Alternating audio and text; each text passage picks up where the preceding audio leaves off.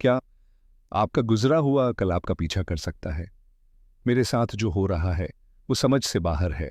पिछले एक हफ्ते से हर रोज सुबह ठीक 8 बजे मेरे दरवाजे के नीचे एक सफ़ेद नोट स्लाइड होता है जिस पर सिर्फ वक्त लिखा होता है, 8 बजे सुबह। पहले लगा कोई शरारत है, लेकिन जब ये हर रोज होने लगा तो मेरा डर बढ़ने लगा।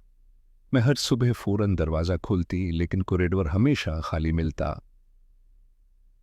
कोई आहट नहीं, कोई निशान नहीं। आज मैंने फैसला किया कि मैं उसे पकड़ कर रहूंगी। सुबह के 7:59 हो रहे थे और मैं दरवाजे के पीछे सांस रोक कर खड़ी थी।